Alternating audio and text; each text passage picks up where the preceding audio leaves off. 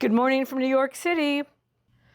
Today, what I have on my mind is rest. And I keep hearing these stories from people who have gotten back into the grind. We're kind of quote unquote back to normal, sadly, in many ways. And one of those things is overscheduling, overcommitting, not wanting to say no for fear of letting someone down or missing out. And I think it's really important that we catch ourselves. One of my friends was just telling me that she was on a long trip to Asia. She had taken red eyes, been in countless meetings, several different countries, and she came back and she was saying the next day she didn't feel like doing anything, and she was beating herself up and kept trying to get started and push herself. And the thing that thrilled me is in her message she said, "But I caught myself." And I realized and accepted that I was exhausted. And she said, "I sat on the couch and watched Netflix all day."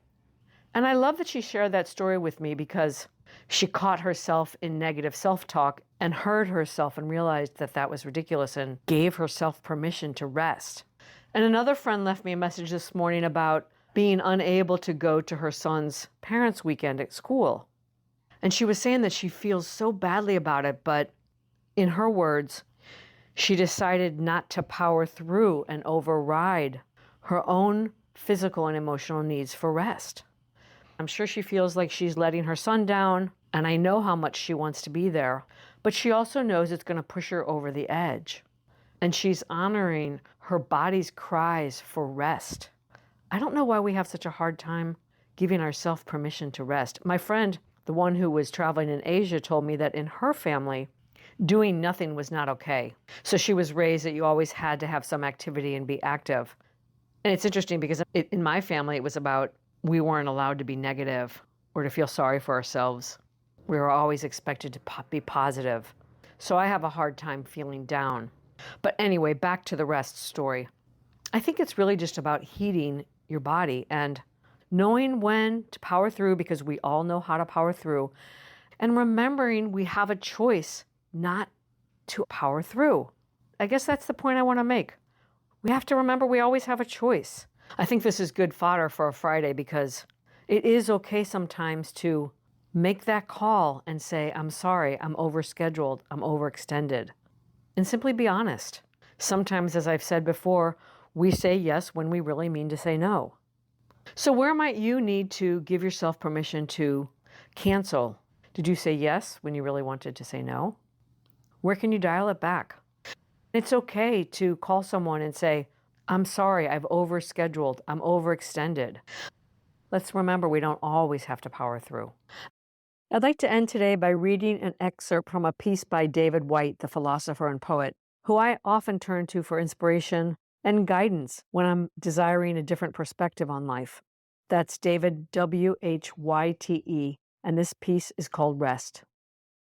Rest is the conversation between what we love to do and how we love to be.